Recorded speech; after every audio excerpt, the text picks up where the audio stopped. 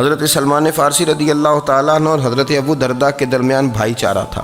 مکے سے مدینے جب لوگ آئے تو حضور نے بھائی بھائی بنایا تھا، ان کے درمیان بھائی چارہ تھا، تو ابھی پردے کی آیات نازل نہیں ہوئی تھیں تو لوگ ایک دوسرے کی طرف جاتے تھے۔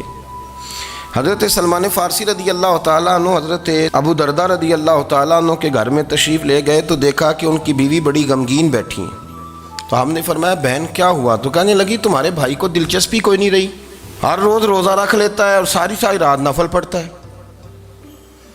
حضرت سلمان فارسی کہنے لگے ٹھیک ہے کر لیتے ہیں بندوبست۔ نماز دین ہے کہ نہیں؟ دین ہے نا یہ چیزیں۔ لیکن حضرت سلمان فارسی جناب ابو دردہ سے کہنے لگے آج میں نے تیرے گھر میں رہنا رات کو، کیونکہ وہ تو ساری رات نماز پڑھتے تھے، نفل پڑھتے تھے۔ انہوں نے کہا ٹھیک ہے، ایک بستر لا کے بچھا دیا حضرت سلمان فارسی کے لیے۔ سلمان فارسی فرمانے لگے دوسرا بھی لا۔ کہا وہ کیا کرنا ہے؟ فرمانے لگے تو نے بھی سونا ہے، میں نے بھی سونا ہے، تو نے بھی سونا ہے، عشاء پڑھیں گے اور پھر دونوں سوئیں گے۔ کہا میں نے تو نماز پڑھنی ہے۔ فرمایا تہجد کے وقت اٹھ کے پڑھیں گے، اللہ کے رسول بھی رات آخری حصے میں جا کے نماز پڑھتے ہیں۔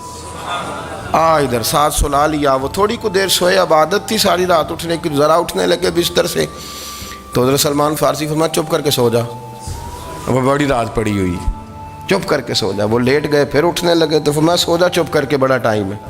سحری کے وقت اٹھے، نفل پڑھے، ان کا ارادہ تھا روزہ رکھنے کا، تو فرمانے لگے کل رکھا تھا نا نفلی روزہ؟ جی رکھا تھا۔ پرسوں بھی رکھا تھا، ترسوں بھی رکھا تھا۔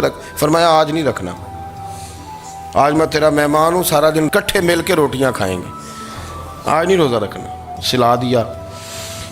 اب حضرت ابو دردہ رضی اللہ تعالیٰ عنہ کہہ تو کچھ نہ سکے، پر کہنے لگے سلمان تم پتہ تم کیا کر رہے ہو؟ نہ تم نے مجھے رات اٹھ کے زیادہ نفل پڑھنے دیے، سویرے روزہ نہیں رکھنے دیا۔ تو حضرت سلمان فارسی کہنے لگے کوئی لمبی بات تو نہیں نا، چلتے ہیں نا ابھی فجر میں مسجد نبی میں، تو نبی پاک کو بتاتے ہیں۔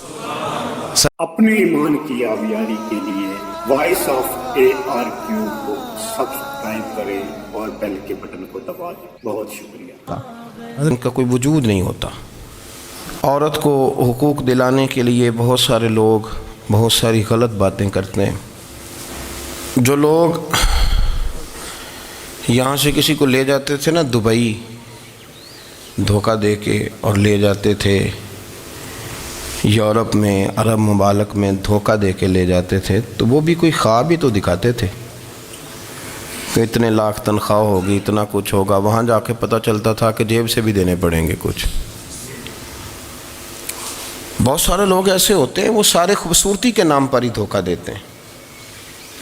آپ کو پتہ ہے کہ جو آدمی کسی کو لالچ دیتا ہے تو کسی کو لوٹنے کے لیے اسے لالچ دینا بڑا ضروری ہوتا ہے۔ لوگ پہلے لالچ دیتے ہیں پھر لوٹتے ہیں، پہلے مکمل لالچ دیتے ہیں، یہ چیز مل جائے گی، یہ چیز مل جائے گی۔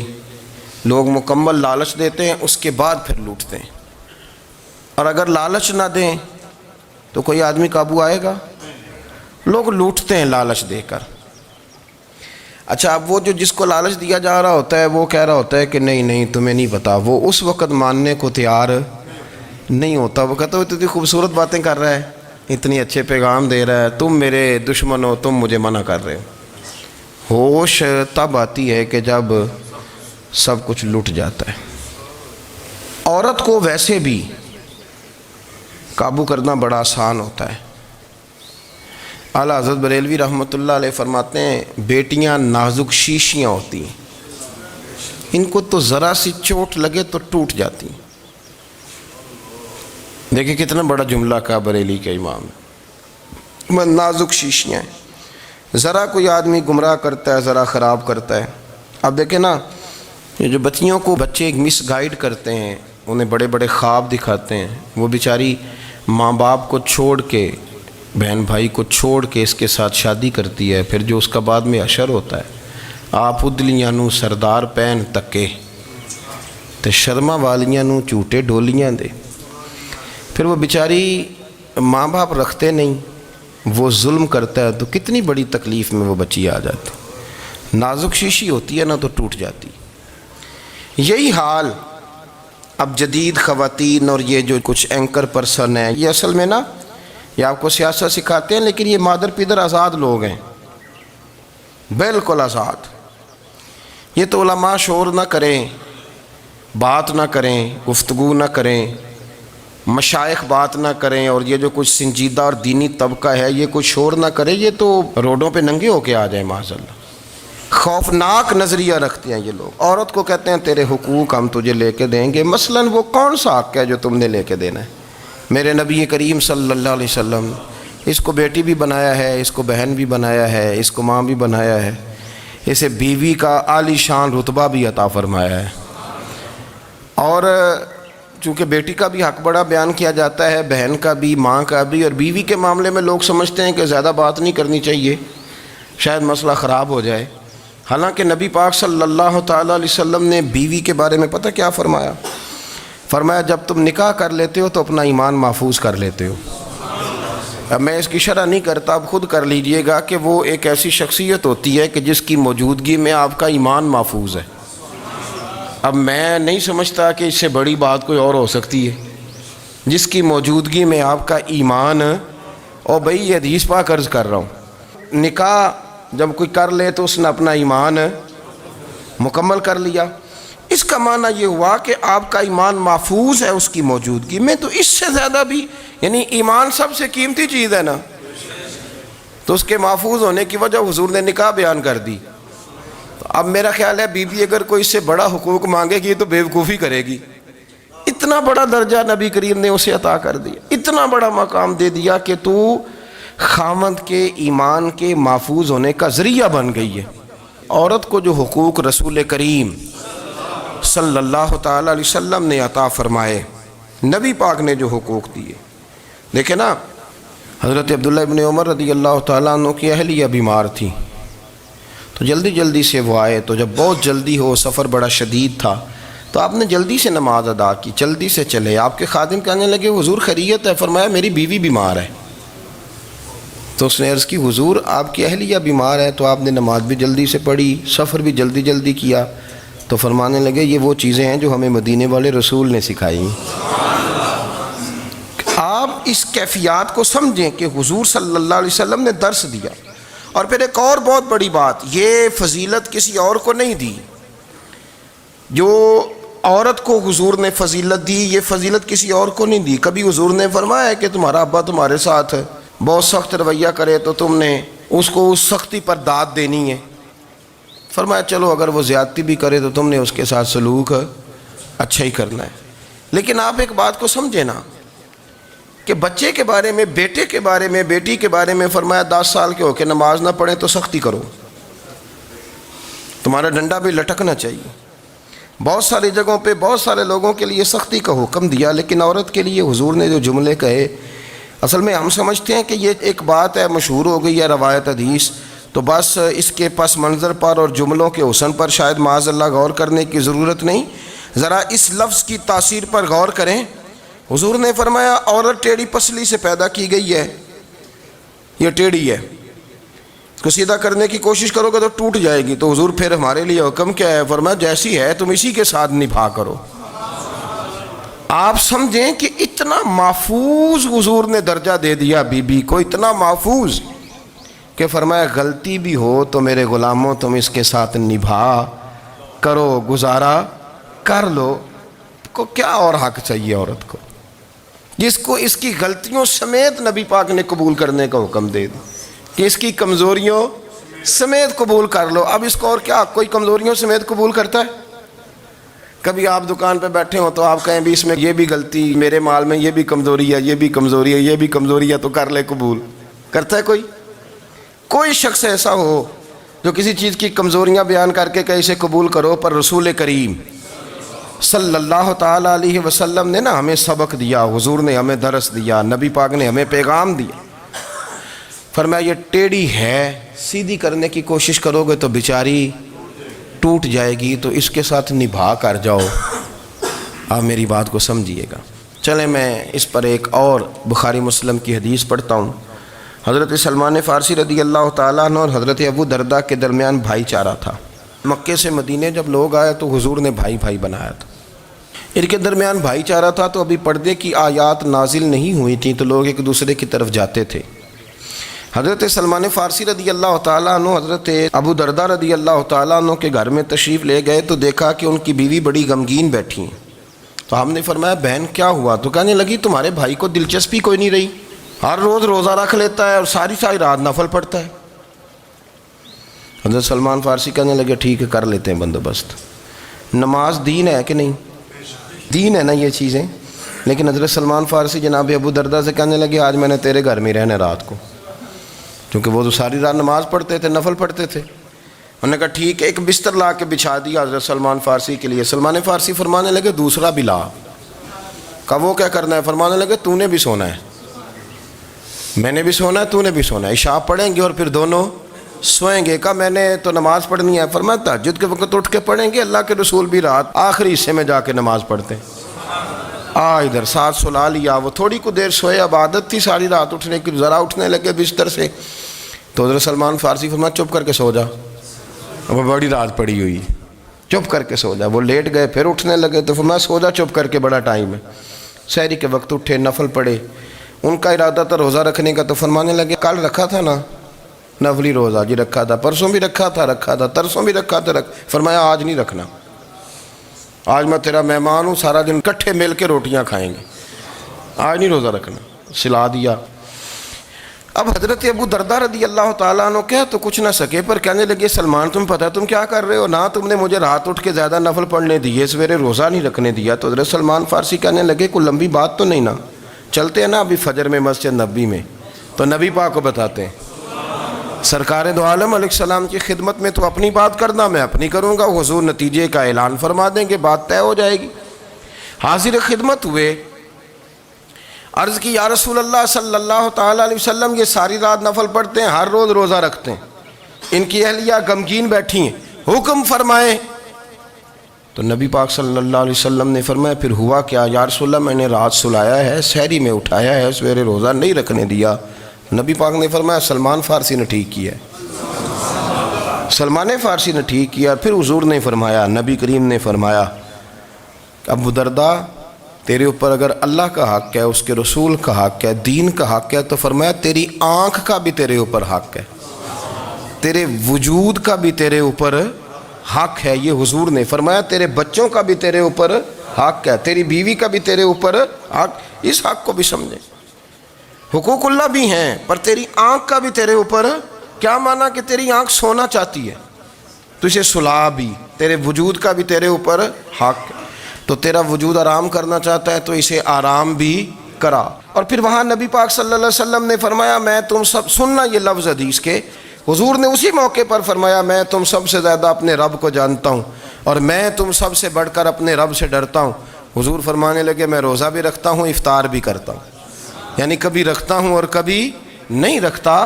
فرمایا میں نفل بھی پڑھتا ہوں اور اپنی بیویوں کو وقت بھی دیتا ہوں۔ سرکار مسجد میں بھی آتے تھے، نواسوں کے ساتھ کھیلا بھی کرتے تھے، ان کے ساتھ پیار بھی کرتے تھے۔ تو اتنے بڑے حقوق حضور نے بیان فرمائے عورتوں کے کہ تمہاری بیوی کا بھی تمہارے اوپر۔ لو ایک حدیث بخاری کی اور یہاں بیان کر دیتا ہوں۔ ایک شخص نے آ کے عرض کی یا رسول اللہ صلی اللہ تعالیٰ علیہ وسلم جہاد کے لیے تیاری ہو گئی ہے، صفیں بن رہی ہیں، مجاہدین کی تیاری ہے، تو میرا بھی نام لکھ دیا گیا ہے مجاہدوں کی لسٹ میں، لیکن یا رسول اللہ صلی اللہ تعالیٰ علیہ وسلم میری بیوی نے حج کی تیاری کر لی ہے اور میرے دوستوں نے، صحابہ نے میرا نام مجاہدین کی لسٹ میں لکھ دیا، تو میرے لیے کیا حکم ہے؟ یہ بخاری مسلم ہے۔ تو نبی پاک صلی اللہ تعالیٰ علیہ وسلم نے فرمایا جہاد پہ کوئی اور چلا جائے گا تو بیوی کے ساتھ حج کرنے جا، اسے محرم کی ضرورت ہے، وہ تیرے بغیر کیسے جائے گی؟ مجاہدین کو تو اور مجاہد مل جائے گا، پر تو اپنی بیوی کے ساتھ جانا۔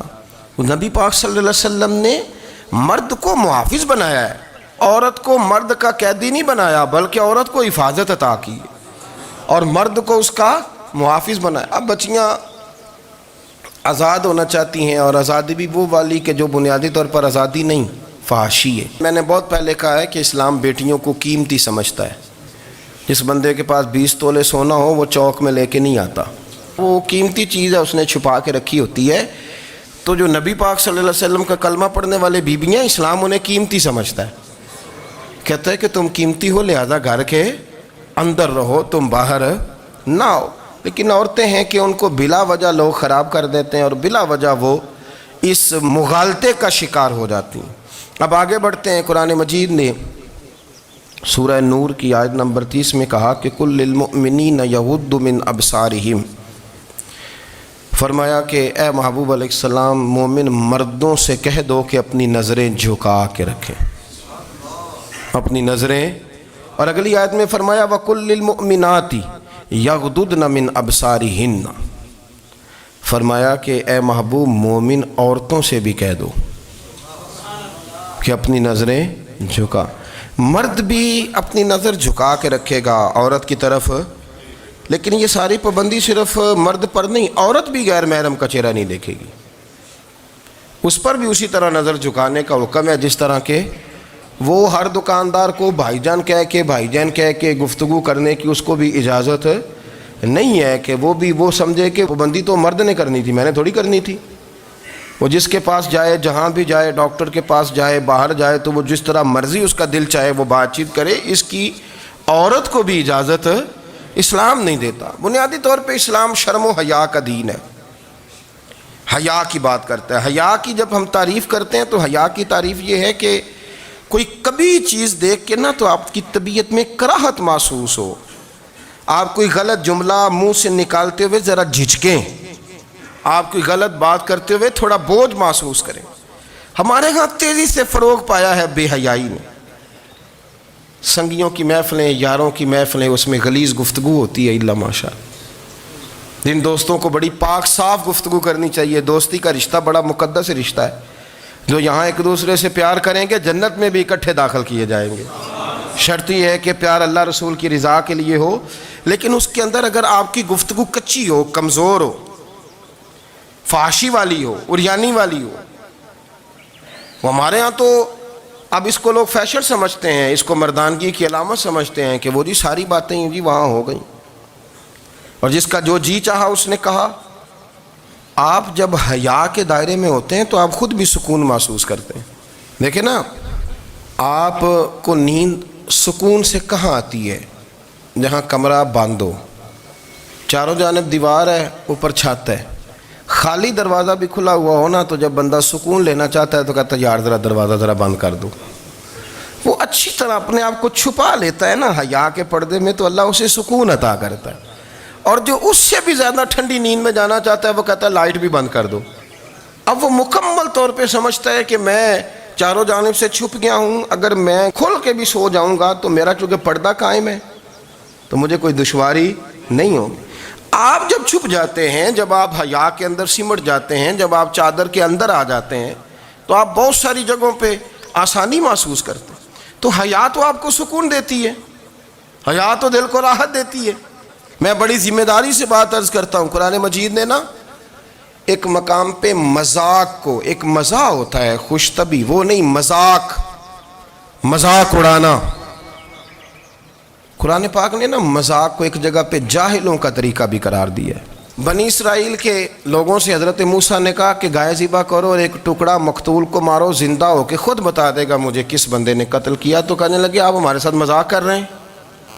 تو قرآن مجید کہتا ہے کہ حضرت سیدنا موسیٰ علیہ السلام فرمانے لگے اعوذ باللہ ان اکون من الجاہلین، فرمانے لگے میں اللہ کی پناہ مانگتا ہوں کہ میں جاہلوں میں سے ہو جاؤں۔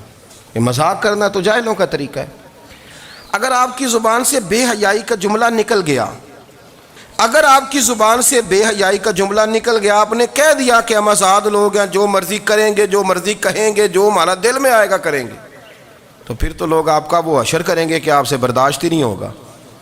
جس کا لوگ مذاق بنا لیتے ہیں اور جو مذاق بن جاتا ہے پھر اسے کچھ جینے دیتا ہے۔ آپ حیا کی چادر میں چھپیں گے تو بچیں گے۔ اگر آپ نے اپنا مذاق بنوا لیا یہ کہہ کے کہ میں نے مرضی کرنی ہے، پھر یاد رکھنا چھپنے کو جگہ نہیں ملے گی، پھر تکلیف میں آ جائیں گے، پھر بہت بڑی اذیت کا شکار ہو جائیں۔ شرم و حیا، عرب کے اندر جو کنواری لڑکیاں تھیں ان میں بڑی حیا ہوتی تھی۔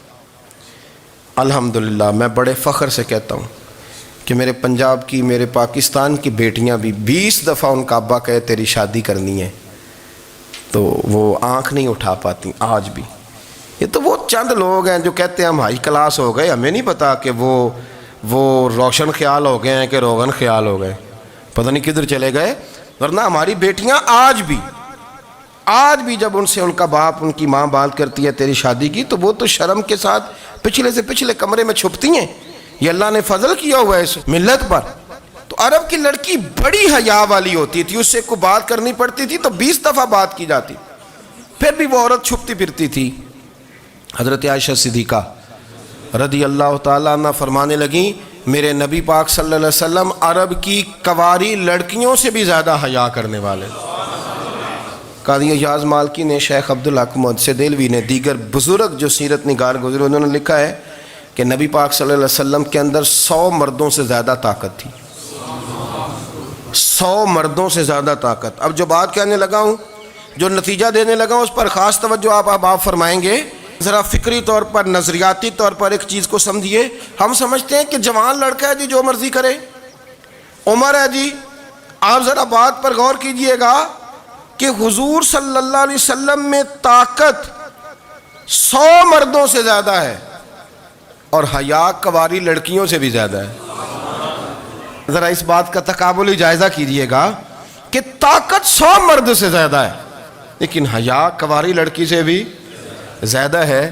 اس کا معنی یہ ہوا کہ جس ٹہنی کو پھل زیادہ لگ جاتے ہیں وہ جھکا کرتی. تو حیا تو حسن ہے, حیا تو آپ کو پاک صاف کرے گا, حیا تو آپ کو نرالا کرے گا, انوکھا کرے گا.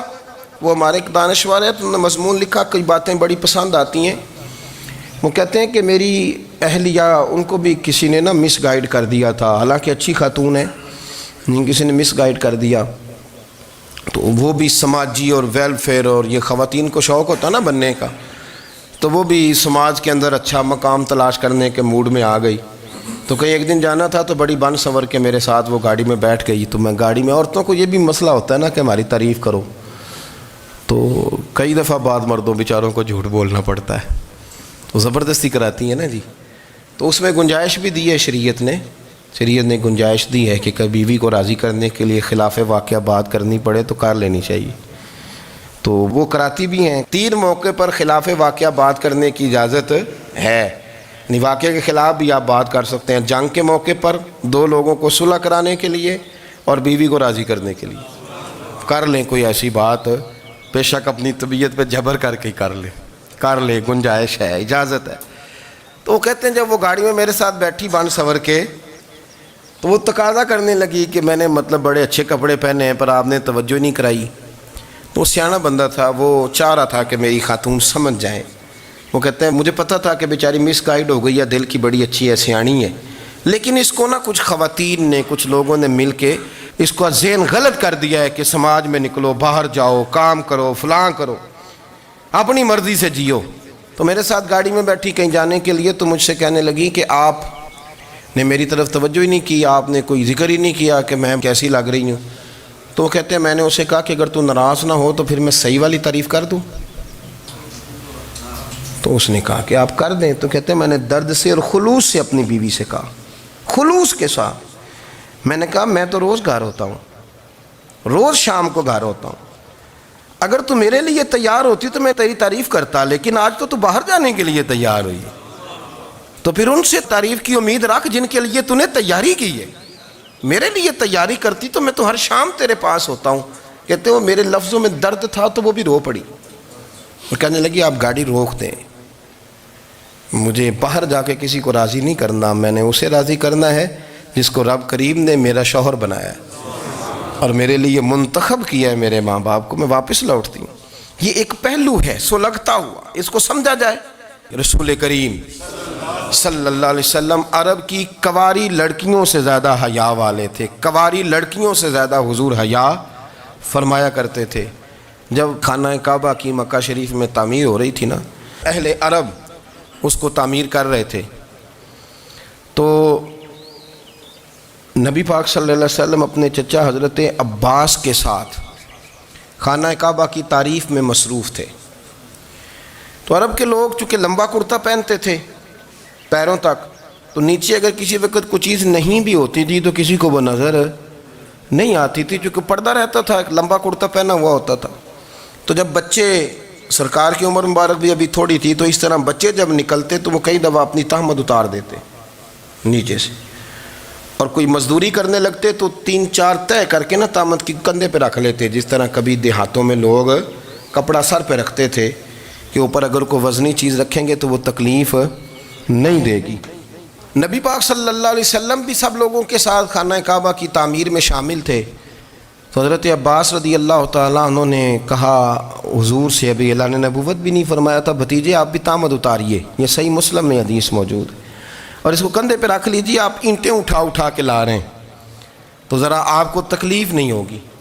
تو سرکار دو عالم صلی اللہ علیہ وسلم سے یہ بات کہی، اور پھر جلدی سے حضور کی تہمت کو نکال کے نا، حالانکہ لمبا کرتا پہنا ہوا ہے، تو وہ جیسے ہی ان کے کندھے پہ رکھا اینٹیں رکھنے کے لیے، تو سرکار تو زمین پہ گر گئے، بے ہوش ہو گئے، آنکھیں آسمان کی طرف، اور پھر حضور پکار رہے ہیں آزاری آزاری آزاری، میرا تامت دے دو، میرا تامت دے دو۔ کبھی کوئی شخص اس وجہ سے بھی بے ہوش ہوا ہے کہ میرے وجود سے کپڑا اتر گیا ہے؟ حالانکہ سرکار پر وہ بے ہوشی بھی نبی پاک کا وہ جو غلبہ ہے نا شرم و حیا کا، اس کی وجہ سے ہوئی، ورنہ تو حضور فرماتے ہیں کہ میری آنکھیں سو جاتی ہیں، دل تو میرا اس عالم میں بھی جاگتا رہتا ہے۔ تو سرکار زمین پہ تشریف لے آئے، آنکھیں میرا تامت دے دو، میرا تامت دے دو، تو جلدی سے انہوں نے تامت دیا، تو حضور نے باندھ لیا، پھر طبیعت مبارک میں تسلی ہوئی۔ یعنی ہم اس رسول کے غلام ہیں کہ جن کے تو وجود سے کپڑا اتر جائے تو حضور برداشت نہیں کرتے، قبول نہیں فرماتے، تکلیف شروع ہو جاتی۔ لیکن یہاں نوجوان ہیں اور بڑا قد کاٹ ہے اور بڑے بڑے سمجھدار لوگ ہیں، گرمیاں آتی ہیں تو شارٹ کپڑے پہن کے گھومتے ہیں، ان کو خیال نہیں کہ یہ وہ والا لباس ہے جو باہر تو کیا گھر میں اماں کے سامنے نہیں پہننا چاہیے، بہنوں اور بیٹیوں کے سامنے نہیں پہننا چاہیے۔ آپ کی گفتگو میں شرم و حیا ہو، آپ کے لب و لہجے کے اندر حسن ہو۔ آپ کو پتہ ہے نبی پاک صلی اللہ علیہ وسلم نے فرمایا میری امت میں سب سے زیادہ حیا کرنے والے عثمان غنی ہیں، عثمان غنی سب سے زیادہ حیا کرنے والے۔ آپ فرمایا کرتے تھے جب سے حضور کا چہرہ دیکھا ہے میں نے کبھی اپنی شرمگاہ بھی نہیں دیکھی، میں نے آنکھوں کا وضو نہیں توڑا، اور جب سے حضور کے دست مبارک میں نے بیعت کے لیے سیدھا ہاتھ بڑھایا تو پھر سیدھا ہاتھ میں نے کبھی گندگی کو نہیں لگایا، حیا تھی۔ آپ باتھ روم کے اندر بھی غسل فرماتے تھے تو کپڑوں سمیت کرتے تھے۔ کسی نے کہا حضرت جی واش روم کے اندر کیوں نہیں کپڑے اتارتے؟ آپ فرمانے لگے باہر بندوں سے حیا کرتا ہوں، اندر جاتا ہوں تو رب سے حیا آنی شروع ہو جاتی، وہ تو دیکھ رہا ہے نا۔ تو میں جو بات آپ کی خدمت میں عرض کرنا چاہتا ہوں اس کو آپ سمجھیے گا میرے عزیز، کہ شرم والا مزاج، گفتگو بھی شرم والی، آنکھیں بھی شرم والی، لباس بھی شرم والا، دوستی یاری بھی شرم والی، بہت ساری ایسی باتیں۔ دیکھیں نا آپ ذرا، میں نے کہا کہ باتوں کو سن کے گزر نہ جایا کریں، اس کی گہرائی پر غور کریں۔ حضور علم کا سمندر ہے، سرکار سے زیادہ علم دنیا میں کسی کے پاس موجود نہیں ہے، اور صحابہ کو موقع ملا ہوا ہے اس سمندر سے فیض لینے کا، لیکن ان کی حالت یہ ہے کہ حضرت علی المرتضیٰ فرماتے ہیں 14 دن گزر جاتے، حضور سے کوئی سوال پوچھنا ہوتا تھا پر میں شرم کے مارے نہیں پوچھ پاتا تھا، 14 دن۔ بخاری شریف میں موجود ہے، ایک دن نبی پاک صلی اللہ علیہ وسلم نے پوچھا صحابہ سے کہ وہ کون سا درخت ہے جس کے پتے نہیں گرتے، اور وہ درخت اس طرح ہے جس طرح مومن ہوتا ہے، وہ درخت میرے مومن کی طرح بتاؤ۔ حضرت عبداللہ ابن عمر فرماتے مجھے پتا تھا کہ وہ کھجور کا درخت ہے، لیکن چونکہ ابو بکر صدیق بھی بیٹھے ہیں، عمر فاروق بھی بیٹھے ہیں، مولا علی بھی بیٹھے ہیں، عثمان غنی بھی بیٹھے ہیں، اتنے جید لوگ بیٹھے ہیں، تو مجھے حیا آتی تھی کہ میں کیوں جواب دوں۔ کہتے سرکار نے کئی دفعہ پوچھا، لوگوں نے کئی اور درخت بتائے، پر فرمایا تمہارا جواب درست نہیں ہے۔ آپ حیا کے اس پہلو پر غور کریں کہ سوال کا جواب آتا ہے، سوال کا جواب، یعنی مجھے سوال کا جواب آتا اور پھر میں دوں نہ، مجھے بدعزمی نہ ہو جائے گی؟ یہ کیسے ممکن ہے کہ میری رات گزر جائے، مجھے پتا بھی تھا اور میں نے بتایا نہیں؟ بہت سارے لوگ آ کے بہت ساری باتیں بتاتے ہیں، بہت ساری باتیں وہ سمجھاتے ہیں، تو ہم غور سے ان کا چہرہ دیکھنے لگ جاتے ہیں، کہتے ہیں یار اس کا تو دعویٰ تھا کہ میں سمجھنے آتا ہوں، تو یہ تو ہمیں سمجھا رہا ہے، چلو الحمدللہ ہم سمجھنے کو تیار ہیں۔ لیکن میرے عزیز پتہ بھی ہے جواب کا، علم بھی ہے، لیکن فرماتے ہیں میری حیا نے مجھے اجازت نہ دی کہ میں جواب دوں۔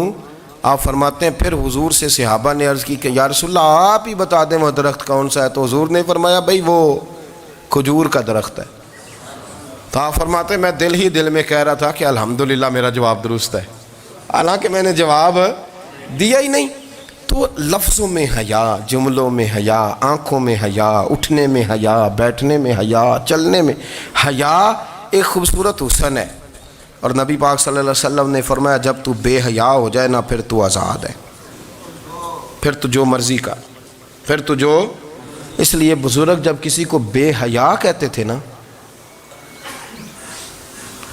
اللہ اکبر، اور جب کسی کو کہتے تھے نا یہ بے حیا ہے تو لوگ سمجھتے تھے کہ کوئی ہلکی سی بات کر دی ہے، لیکن ان کا معنی یہ ہوتا تھا کہ بس بھائی اب اس کے ساتھ کوئی کلام کرنے کی ضرورت ہے، اس کو اب اصلاح کی ضرورت نہیں، یہ بے حیا ہے. کیا معنی؟ کہ اب یہ جو اس کے دل میں آئے گا وہ کرے گا، جو اس کی طبیعت چاہے گی وہ کرے گا، اب یہ کسی پہلو بھی قابو آنے کو تیار بے حیا ہو گیا. بے حیائی بہت بڑا عیب ہے. اور جو لوگ کہتے ہیں کہ ہمیں بالکل آزادی ہونی چاہیے، ہمارا اپنا جسم ہے تو ہماری اپنی مرضی چلے گی. ایک وزیر صاحب ہیں، پتہ نہیں میں ان کو جانتا تو نہیں، انہوں نے سینٹ میں تقریر کی ہے، میں نے ان کی بات سنی ہے. اس نے کہا نہیں بھائی، جسم رب کا ہے تو مرضی بھی تو رب کریم کی چلے گی، اور مرضی بھی اللہ کی. یہ مجھے تھوڑا سا مسئلہ ہے جسم پر، کبھی کبھی مجھے کثرت سفر سے الرجی ہو جاتی ہے. میرے ساتھ لوگ نا دل سے پیار کرتے ہیں، شاید ہی کوئی اچھا ڈاکٹر ہو جس تک میرے سنگی مجھے لے کے نہ گئے ہوں، پر جسم اللہ کا ہے نا، مرضی بھی جب وہ چاہے گا صحت دے گا. کیوں کچے کاموں میں لوگ پڑ گئے، کیوں غلط لوگ سوچ میں پڑ جاتے ہیں؟ یہ اسی کا ہے. اور جب وہ چاہے گا، آپ اس بات کو اچھے طریقے سے سمجھ لیں کہ جو اپنی مرضی چوکوں چوراہوں میں کر رہے ہوتے ہیں نا، جو مرضی گند مند، وہ جانور ہوتے ہیں، وہ جانور ہوتے ہیں جو نہ چونک دیکھتے ہیں، نہ گلی دیکھتے ہیں، نہ انہیں پتہ ہوتا ہے کہ جگہ کون سی ہے. وہ انسان، میں نے کہہ دیا جو میں نے کہنا تھا، میں نے کہہ دیا، وہ جانور ہوتے ہیں. اور جو کچھ انسان ہوتے ہیں نا، ان کے اندر کچھ نہ کچھ پھر شرم حیا بھی ہوتی ہے. وہ چوکوں چوراہوں میں وہ حرکتیں اور وہ کام نہیں کرتے جو جانور کرتے ہیں. ان کے لیے بڑے پردے ہوتے ہیں، ان کے لیے بڑی باتیں ہوتی ہے، ان کے لیے بڑا کچھ ہوتا ہے. جو بالکل آزاد ہو جائے، کوئی پتہ نہ ہو کس وقت کیا کہنا ہے کیا کرنا ہے، تو پھر وہ دائرہ انسانیت سے خارج ہو جاتا ہے. ہم آپ کو کیا دعوت دیں؟ آپ تو وہ باتیں کر رہے ہیں جو اسلام کا انسانیت کے حق میں بھی ٹھیک نہیں.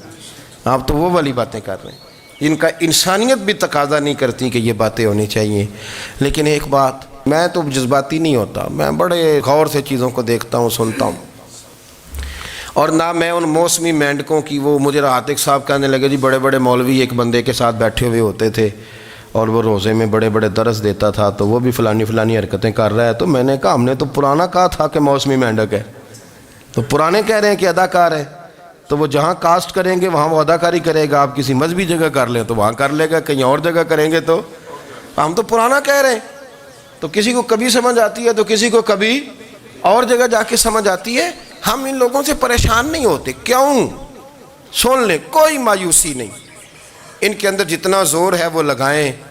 یہ ملک بنا ہے رسول اللہ کے نام پہ، یہ اللہ نے تحفہ دیا ہے امت مسلمہ کو، یہ نبی پاک کے نام پہ بنا ہے. تو یہاں جھنڈا بھی وہی والا بلند ہونا ہے جو مدینے والے رسول کا جھنڈا ہے، اور یہاں وہی کام چلے گا جو نبی پاک نے بیان فرمایا. تو اس طرح کئی لوگ آتے ہیں، وہ شور شار کرتے ہیں، چلے جاتے ہیں. اتنے نہ پریشان ہوا کریں. بہت سارے لوگ تو بیچارے اس قابل بھی نہیں ہے کہ ان کا نام لیا جائے. مطلب اتنا ہم ان کو اہمیت دے دیں، ان کا ذکر کریں، ان کا نام لیں، ان کی بات کریں. وہ بیچارے اس قابل ہی نہیں ہے، مطلب سٹیٹس ہی نہیں ہے ہمارا. اتنے فارغ ہیں ہم کہ اب جو بندہ آئے گا کہانی چھیڑے گا تو ہم چھیڑ جائیں گے. اور بھائی اللہ کا فضل ہے الحمدللہ تعالی، لوگوں نے بڑا شور کیا اور بڑے زمانے سے دنیا شور کر رہی ہے، پر اللہ کے گھر مسجدیں بھری ہوئی ہیں، مسجدیں بھری ہوئی ہیں. ہماری بیٹیاں پردے کرتی ہیں، پردے کو پسند کرتی ہیں، وہ حجاب میں رہتی ہیں، وہ سمجھتی ہیں کہ ہمارا اصل حسن کیا ہے. تو یہ پراپوگنڈا پرانا چلا آ رہا ہے. اس کا اللہ کے فضل سے امت مسلمہ پہ نہ کبھی اثر ہوا ہے اور نہ کبھی ہوگا. حضرت انس بن مالک رضی اللہ تعالیٰ عنہ ارشاد فرماتے ہیں کہ ایک دن رات کو مدینہ منورہ میں شور کی آواز آئی کسی ایک جانب سے، تو سب لوگ اٹھے اور ایک دوسرے کو اٹھانے لگے، اٹھو اٹھو دیکھو کیا ہوا. فرماتے ہیں لوگ جمع ہو رہے تھے، نیزے لا رہے تھے، تلواریں نکال رہے تھے، ہم ابھی تیار ہو رہے تھے. اچانک نظر اٹھی تو اللہ کے رسول علیہ السلام گھوڑے پر بیٹھ کر جدھر ہم جانا چاہ رہے تھے نا شور والی جگہ، حضور ادھر سے واپس آ رہے تھے. اور فرمانے لگے کوئی بات نہیں ڈرنے والی، میں دیکھ آیا ہوں جانور لڑ پڑے تھے آپس میں اور نیزہ حضور کے دست مبارک۔ اقبال کہتے کچھ نہ کر، تو کہتا ہے کہ پیسے آئیں گے تو میں امام بنوں گا، قیادت کروں گا، تو کہتا ہے میرے پاس بہت بڑا برادری ازم ہو تو آگے بڑھوں گا، نہیں، سبق پھر پڑھ صداقت کا، عدالت کا، شجاعت کا۔ فرمایا رب پتہ تیرے ساتھ کیا کرے گا، لیا جائے گا تجھ سے کام دنیا کی امامت کا، تو امام بنے گا دنیا کا، بس سچ بولنا، عدل کرنا، دلیر رہنا۔ اسلام رحمت اللہ علیہ، ان کا ایک شعر ہے، معراج کا واقعہ بیان کرتے کرتے وہ بیان فرماتے ہیں، کہتے ہیں وہ حضرت جبریل امین نے آ کے کہا تھا نا یا رسول اللہ چلیے، گویا اللہ تعالیٰ نے طلب کیا، وہ کسی شاعر نے کہا تھا سرے لامکاں سے طلب ہوئی اور سوئے منتہا وہ چلے نبی، کوئی حد ہے ان کے عروج کی؟ بس اتنا بتا دیتے ہیں، بلغ العلا بکمالہ کشفت دجا بجمالہ حسنت جمیع خصالہ صلوا علیہ، کوئی حد ہے ان کے عروج کی؟ بس بلغ العلا بے۔ تو حجت الاسلام رحمت اللہ تعالیٰ علیہ فرماتے ہیں کہ حضور جا رہے ہیں، نہ بلانے والے نے نام لے کے کہا ہے کہ کون بلا رہا ہے، نام نہیں لیا، ذاتی نام نہیں لیا، صفت سے بات کی، اور نہ یہ کہا میں نے کس کو بلایا، کتنا کہا، سبحان الذی اسریٰ بعبدہ، پاک ہے وہ ذات۔ اب میرا خیال ہے کہ ترجمے کی ضرورت، سب کو پتہ ہے کس ذات کی بات ہو رہی ہے، جس نے سیر کرائی کس کو، بعبدہ، اپنے بندہ ہے، نہ وہاں ذاتی نام سے بات کی، نہ حضور کا نام ذکر، پاک ہے وہ ذات۔ تو حضرت حجت الاسلام فرمانے لگے طالب کا پتہ مطلوب کو ہے اور مطلوب ہے طالب سے واقف۔ یہ بڑے لوگوں نے اس پر کلام کیے ہوں گے، لیکن بڑے باپ کے بڑے بیٹے کی بڑی بات سنیں۔ فرمانے لگے اعلیٰ حضرت بریلوی کے بڑے صاحبزادے حجت الاسلام حضرت مولانا شاہ حامد رضا خان صاحب رحمۃ اللہ علیہ فرمانے لگے طالب کا پتہ مطلوب کو ہے اور مطلوب ہے طالب سے واقف، پردے میں بلا کر مل بھی لیا، پردہ بھی رہا، سبحان اللہ۔ دیکھو پردے میں بلا کر مل بھی لیا اور پردہ بھی رہا، چونکہ بات اس طرح کی کہ بات بھی پڑھ فَأَوْحَىٰ إِلَىٰ عَبْدِهِ مَا أَوْحَىٰ، ہم نے اپنے بندہ خاص کے ساتھ وحی کی، مَا أَوْحَىٰ، جو بھی کی، یعنی پردے میں بلا کے مل بھی لیا اور پردہ بھی رہا، سبحان اللہ۔ وَرَفَعَ بَعْضَهُمْ درجات، ہم نے بعض کو درجوں میں، سب کو پتہ ہے کس کو فضیلت ملی، اللہ نے ہمارے رسول پاک کو بڑی عظمتیں عطا فرمائی، اللہ نے بڑی شانیں عطا فرمائی، اللہ تعالیٰ نے حضور کے ذکر کو بلند کیا، اللہ تعالیٰ نے نبی پاک علیہ السلام کو حوض کوثر عطا فرمایا، اللہ نے محبوب کو کل کائنات کے لیے نبی اور رحمت للعالمین بنایا، اللہ تعالیٰ نے نبی پاک علیہ السلام کو سب سے آخری نبی بنایا، اللہ تعالیٰ نے آپ کو تمام انسانیت کے لیے کرم کرنے والا، ہدایت کا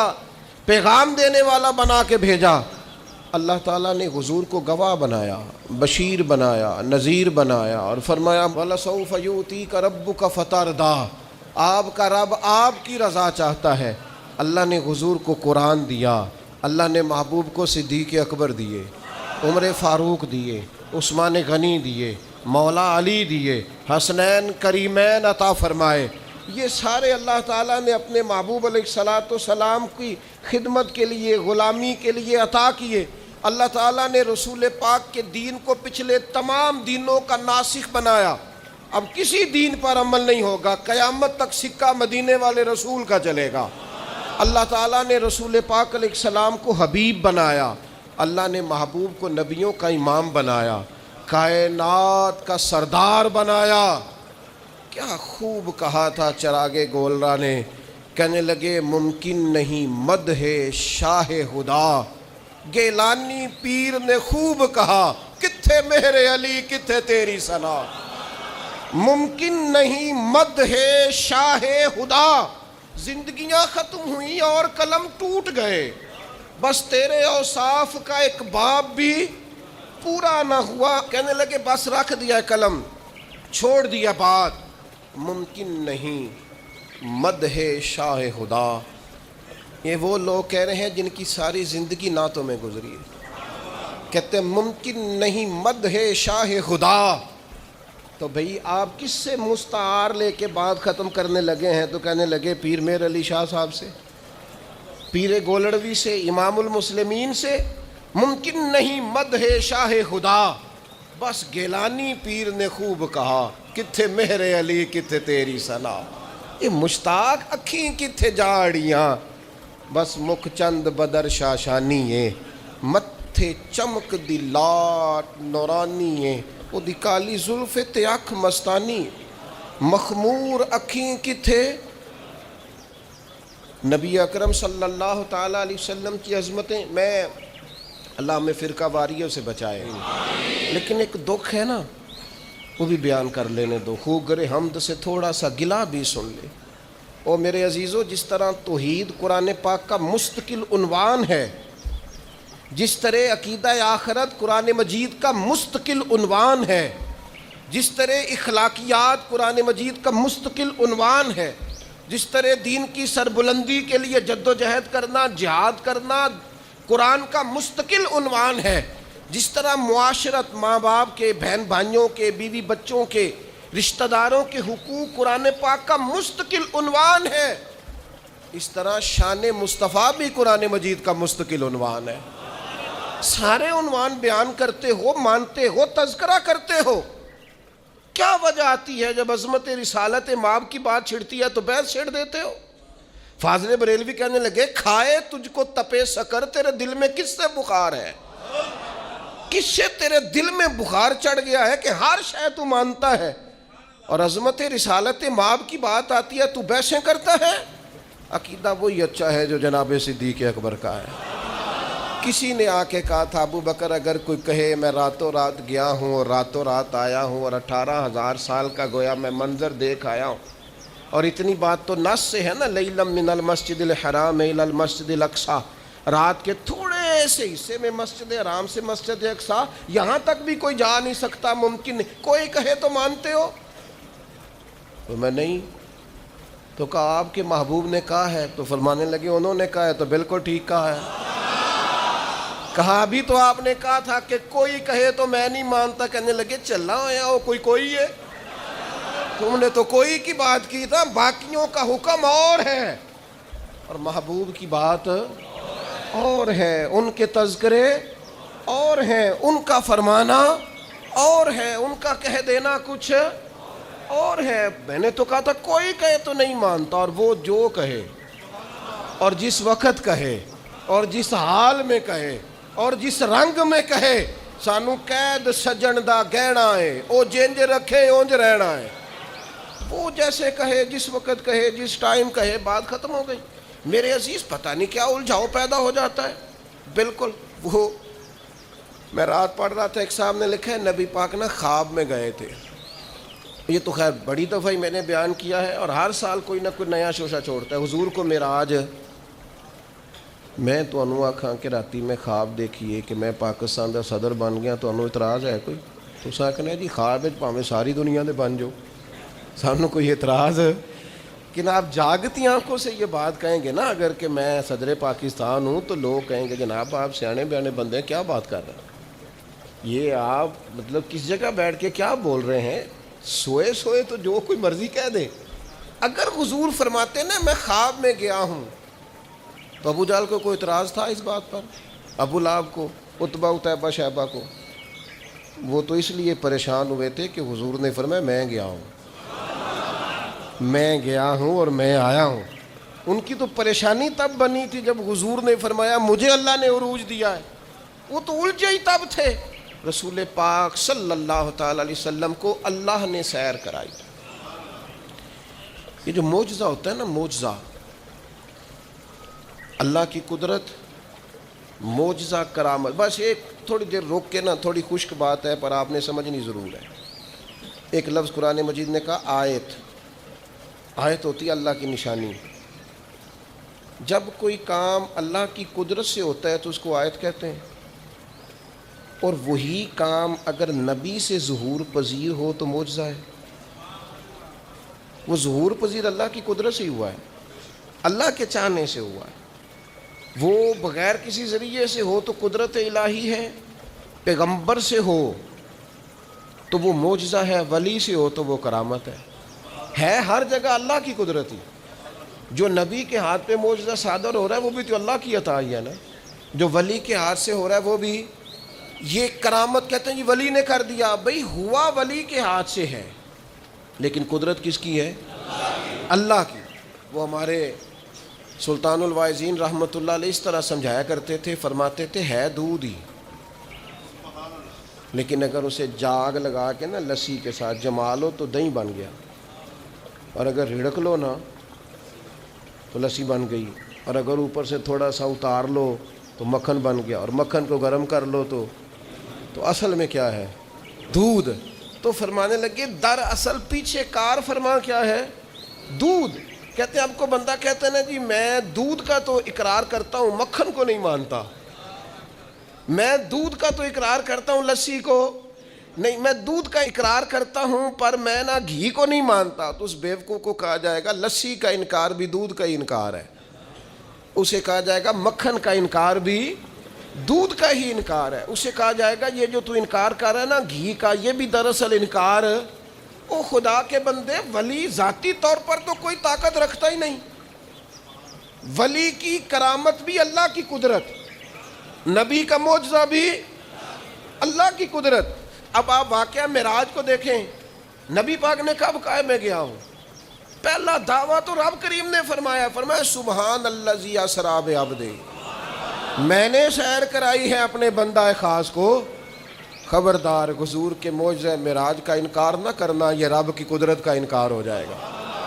خبردار، اس بحث میں نہ الجھنا کہ وہ منامی تھی، وہ تو 34 بار ہوئی، وہ تو خواب میں حضور گئے تھے۔ وہ خدا کے بندے، خواب میں تو جانے محبوب کتنی بار گئے، لیکن یہ جو معراج ہے نا حضور کی، یہ معراج حضور جسم کے ساتھ روح کے ساتھ گئے۔ اور پھر معراج کی حکمتیں لکھی ہیں علماء نے۔ کبھی کبھی نا دل بڑا اداس ہو جاتا ہے، اور اگر انسان کسی منصب پر فائز ہو نا تو سب نے تو اسے آ کے دکھڑے سنانے ہوتے ہیں، تو وہ کس کو سنائے؟ کچھ لوگوں کے ذمہ ہوتا ہے دست شفقت رکھنا، انہیں سب پہ رکھنا ہے، تو وہ اپنا حال کس سے بیان کریں، کس سے کہیں؟ نبی پاک علیہ الصلوۃ والسلام طائف گئے تو طائف والوں نے 10 دن حضور نے قیام کیا تو انہوں نے پتھر مارے، اور حضور واپس تشریف لائے، اور ایام وہ تھے کہ جناب ختیجہ بھی وصال کر گئیں رضی اللہ تعالیٰ، حضور کے محبت کرنے والے چچا ابو طالب بھی انتقال کر گئے۔ دن غم کے، اور امت ہدایت پذیر نہیں ہو رہی، اس طرف نہیں آ رہی، یہ نبی پاک کے قلب اطہر پر بوجھ، اور حضور علیہ الصلوۃ والسلام ظاہری طور پر غم زدہ۔ تو حضور تو سب کر شفقت رکھنے والے ہیں، تو محبوب کس سے بات کریں؟ تو رب کریم نے حضرت جبریل کو بھیجا، فرمایا محبوب کو لے آئے نا۔ اس حالت میں جب کیفیات یہ تھیں تو اللہ نے اپنے محبوب کو معراج عطا فرمایا، اور رسول رحمت صلی اللہ تعالیٰ علیہ وسلم کو اللہ تعالیٰ نے اپنے حریم خاص میں بلایا، اور محبوب کریم علیہ السلام کو اللہ تعالیٰ نے وہ تسلی دی کہ اِنَّ فَتَحْنَا لَكَ فَتْحًا مُبِينًا۔ پھر دنیا نے دیکھا کہ پورے روبے زمین پر اللہ نے رسول پاک کے دین کو غلبہ عطا فرمایا۔ ایک حکمت تو یہ، دوسری حکمت یہ تھی کہ اللہ تعالیٰ نے نا نبی پاک کے غلاموں کو مقام دینے ہیں، جنت ملے گی، عروج ملے گا، درجات ملیں گے۔ اللہ فرماتے میں نے مومنوں کی جانوں کے بدلے ان کو جنت دے دی ہے، سودا کر لیا ہے۔ تو وہ جو محبوب پاک نے غلاموں کی جانیں وہاں دے کے اللہ تعالیٰ سے ان کے لیے جنت لی تھی نا، فرمایا لِنُرِيَهُ مِنْ آيَاتِنَا، محبوب ذرا میری نشانیاں دیکھ جائے نا، تو حضور پھر دیکھ کے آئے اور آ کے بتایا، فرمایا عمر میں نے تیرا گھر دیکھا ہے جنت میں، یہ اس عمر کا گھر دیکھا ہے جنہوں نے زندگی ساری زمین پہ سو کے گزاری، میں آپ کا گھر دیکھ کے آیا ہوں جنت میں، اور دروازے پہ حور بھی بیٹھی تھی، حضور فرماتے میرا دل کرتا تھا میری عمر کا مکان ہے اور بڑا شاندار ہے، میں اندر سے دیکھوں، پھر میرے دل میں خیال آیا کہ عمر غیور آدمی ہے، کہے گا محبوب کا اپنا ہی بنایا ہوا قانون ہے، جس کے گھر جاؤ اس کی اجازت سے جاؤ۔ تو چونکہ آپ وہاں اس وقت ظاہری طور پر موجود نہیں تھے، اجازت طلب نہیں ہو سکتی تھی، لہذا دیکھ آیا۔ حضرت عمر رو پڑے، کہنے لگے مجھے میری ماں روئے میں آپ پر غیرت کرتا، آپ ہی کا تو صدقہ ہے۔ تو رسول پاک علیہ السلام کو اللہ نے وہ ساری چیزیں عطا کیں، حضور رات کو کیوں گئے؟ پہلی بات تو یہ ہے کہ یہ جو رات ہوتی ہے نا، یہی بہترین وقت ہوتا ہے رب سے ملاقات کا۔ والذین یبیتون لربہم سجدا وقیام، اللہ کے بندے راتیں سجدوں میں اور قیام میں گزارتے ہیں۔ آپ نے ناراض نہیں ہونا، ہم راتیں موبائل پہ گزارتے ہیں، ساری رات بیت گئی اور کوئی خاص چیز بھی نہیں، کوئی خاص کام بھی نہیں، کوئی دیکھنے والی چیز بھی نہیں، کوئی ایسا مطلب کوئی مسئلہ بھی نہیں، پتہ نہیں اول فول وقت یاوا گوئی اور نہایت لغویات میں ٹائم۔ قیمتی وقت رات کا جو اللہ کی بارگاہ میں حاضری کا وقت تھا، جو اس کے حضور پیش ہونے کا وقت تھا، جو رحمت طلب کرنے کا وقت، وہ سارا ضائع کر دیا۔ ہمارے استاد صاحب فرمایا کرتے تھے رات کو پڑھا کرو، سکون ہوتا ہے، بندہ اطمینان سے پڑھ سکتا ہے، مطالعہ ہوتا ہے۔ کون پڑھے؟ اب تو دینی طلباء کے پاس بھی الا ماشاء اللہ وہ ذوق نہیں ہے کہ وہ کتاب کی طرف رجوع کرے، مزاج نہیں رہا۔ میرے بھائی رات کا وقت اللہ سے ملاقات کا، لیلا من المسجد الحرام الی المسجد الاقصی، رات کے وقت حضور تشریف لے گئے۔ بڑی خوبصورت بات لکھی حضرت شیخ ابو نور رحمۃ اللہ علیہ نے، وہ فرمانے لگے حضور کا ہر صحابی چاہتا تھا میں اپنے رب کو ملوں۔ وَإِذَا سَأَلَكَ عِبَادِي أَنِّي فَإِنِّي قَرِيبٌ، تڑپ کے آئے نا صحابہ، ایک دن عرض کی یا رسول اللہ رب کو دیکھنے کو جی چاہتا ہے، اس سے ملنے کو جی چاہتا ہے۔ تو اللہ کریم نے فرمایا وَإِذَا سَأَلَكَ عِبَادِي أَنِّي فَإِنِّي قَرِيبٌ، محبوب جب آپ کے پاس آ کے میرے بندے میرے بارے میں پوچھیں تو آپ ان سے فرما دیں میں ان کے قریب ہی ہوں، جب دعا مانگیں گے میں قبول کروں۔ تو حضور علیہ السلام اگر غلاموں سے فرماتے میں جا رہا ہوں تو رب کی ملاقات کا شوق تو ہر جگہ تڑپتا تھا۔ شاید باقی بھی عرض گزار ہوتے حضور ہم نے بھی جانا ہے، اور جہاں جبریل امین نہیں جا سکے وہاں کوئی کیسے جاتا؟ وہ کئی دفعہ انسان نے کہیں جانا ہوتا ہے نا، بلا مثال و بلا تشبیہ، صرف ذہن میں بات اتارنے کے لیے مثال دیتا ہوں، جانا ہوتا ہے نا تو بچے بھی ضد کرتے ہیں میں نے بھی جانا ہے۔ اب بچوں کے جانے کی جگہ نہیں ہے، وہاں لے جایا نہیں جا سکتا، تو والد کیا کرتا ہے؟ ان کے سونے کا انتظار کرتا ہے، تو رات کو سو جائیں تو سوئے سوئے نکل جاتے ہیں۔ ہاں اتنا کام ضرور کرتا ہے کہ جب واپس آتا ہے تو ذرا تحفے لے کے آتا ہے، ذرا تحائف کے ساتھ آتا ہے تاکہ بچے راضی ہو جائیں۔ محبوب کریم جا رہے تھے، کریم اگر فرماتے میں جا رہا ہوں تو سب تڑپتے، سب ذرا سا تو دل ہے مگر شوق اتنا، میں بھی وہی لن ترانی سنا چاہتا ہوں، سب خواہش کرتے لیکن سب سو رہے تھے۔ محبوب تشریف لے گئے، لیکن جب واپس آئے تو نماز کا تحفہ بھی لائے، السلام علینا وعلی عباد اللہ الصالحین، اللہ کے بندوں پر سلام کو بھی لائے، اور ساتھ فرمایا میرے رب نے وعدہ بھی فرمایا ہے کہ مجھے اللہ تعالیٰ شفاعت کا حق بھی عطا فرمائے گا۔ یہ سارے تحفے لے کر رسول پاک صلی اللہ علیہ وسلم واپس آئے۔ اور پھر تیسری بات، اللہ تعالیٰ نے جس زمانے میں بھی کسی نبی کو مبعوث فرمایا نا، زمانوں کے تقاضوں کے مطابق معجزے عطا فرمایا۔ آج ہمارا دینی لوگوں کا پتہ مسئلہ کیا ہے؟ ہم قوم کی زبان کو نہیں سمجھتے، لوگوں کے نظریات کو نہیں سمجھتے۔ وہ ڈاکٹر اقبال کہتے ہیں ایک شخص سخت بھوک لگی ہوئی تھی تو ایک مولانا اسے دین بتا رہے تھے۔ آپ دیکھیں نا، حضور مکہ سے صحابہ کو لے کے مدینہ طیبہ آئے ہیں نا، تو سب سے پہلے نبی پاک علیہ السلام نے ان کی رہائش کا بندوبست کرایا، بھائی بھائی بنایا، روٹی کھائیں گے آرام سے سوئیں گے تو پھر دین کی بات ہو۔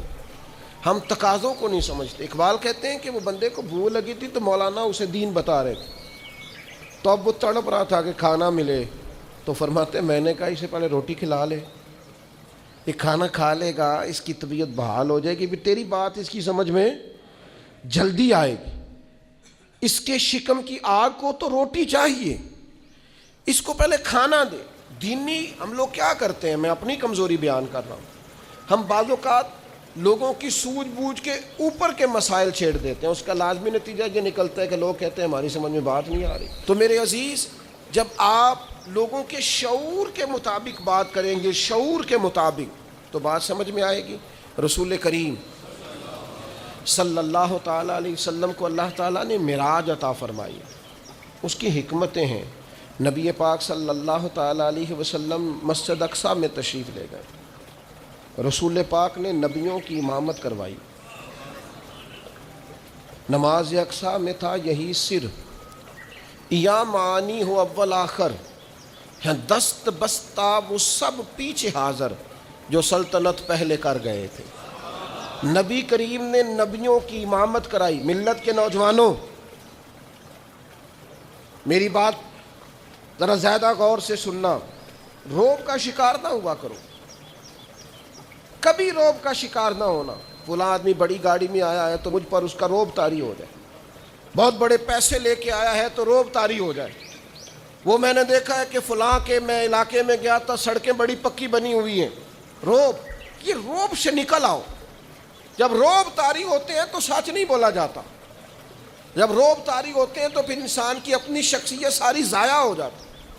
پھر آپ کا کوئی نظریہ نہیں, آپ کو تو جو کوئی کہے گا آپ وہ کر دیں گے, چونکہ آپ پر روب طاری ہوتا ہے.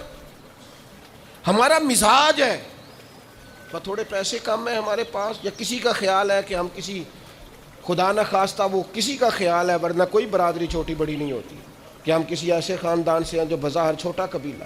روب کا شکار ہوتے ہو. اس رسول کے ماننے والے لوگ روب کا شکار ہیں جو سب نبیوں کے آگے کھڑے ہو کے امامت فرما رہے ہیں. تمہارے حصے میں امامت آئی ہے, امامت تم نے امامت کرنی ہے. کنتم خیر امت اخرجت للناس, تم نے امام بننا ہے. اور تم چھوٹی چھوٹی باتیں کر رہے ہو, کمزور باتیں کر رہے ہو, ڈرے ڈرے محسوس ہو رہے ہو. تمہارا طرز زندگی سہما ہوا ہے.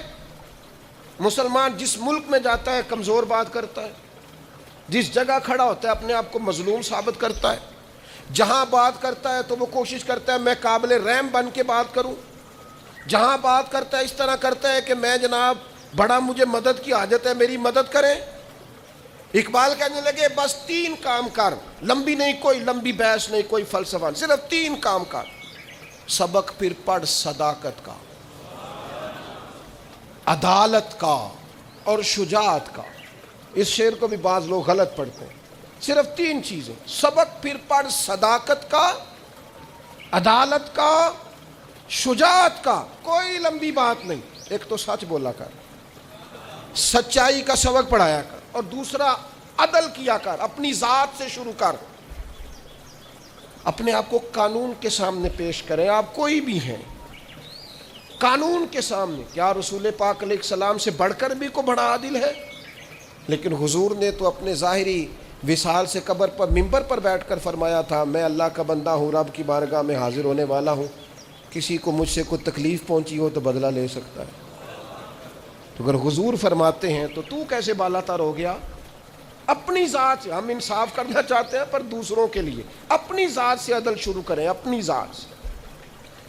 اور تیسرا فرمایا شجاعت کا, بزدلوں والی زندگی نہ گزارو. ساری زندگی اسی رٹے میں ہمارا وقت ضائع ہو جاتا ہے. لوگ کیا کہیں گے, لوگ کیا کہیں گے, لوگ کیا کہیں گے, لوگ کیا کہیں گے. ایک دوست مجھے پچھلے دن کہنے لگے وہ میرا دل تو بڑا کرتا ہے کہ اب نہ میں بعض چیزوں سے باہر نکل آؤں پر لوگ کیا کہیں گے. تو میں نے ان سے کہا کہ اگر آپ نے یہ کام نہ کریں, آپ لوگوں کی بات مانیں, تو پھر لوگ آپ کو ولی مان جائیں گے. جو کام کسے بادشاہ جو بات بھی تھی ان کی, مطلب اگر آپ نہیں کرتے اور آپ وہی کرتے ہیں جو لوگوں کی رائے ہے تو پھر ولی اللہ مانیں گے لوگ آپ کو. یہ آپ کہتے نہیں پھر بھی نہیں مانیں گے. تو میں کہا پھر لوگوں کو چھاڑنا, رب رسول دی سوڑ. کیا بات کرتے ہیں آپ. آپ دلیر بنے, زندگی شجاعت والی. رسول پاک کا مزاج کیا تھا؟ حضرت انس بن مالک رضی اللہ تعالیٰ عنہ ارشاد فرماتے ہیں کہ ایک دن رات کو مدینہ منورہ میں شور کی آواز آئی کسی ایک جانب سے, تو سب لوگ اٹھے اور ایک دوسرے کو اٹھانے لگے, اٹھو اٹھو دیکھو کیا ہوا.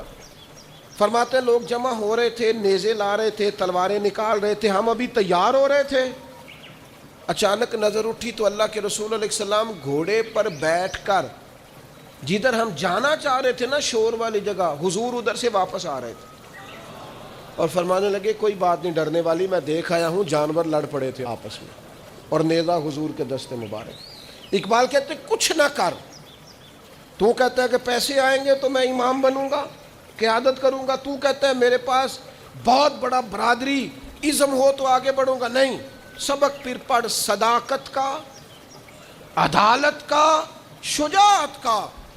فرمایا رب پتہ تیرے ساتھ کیا کرے گا، لیا جائے گا تجھ سے کام دنیا کی امامت کا، تو امام بنے گا دنیا کا، بس سچ بولنا، عدل کرنا، دلیر رہنا۔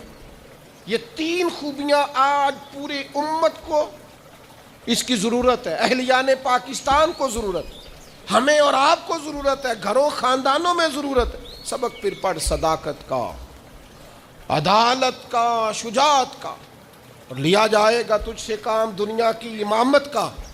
معراج بتاتا ہے کہ نبی پاک علیہ السلام نے ہمیں کہا ہے کہ میں قائد ہوں سارے نبیوں کا اور تم قائد ہو ساری امتوں کے۔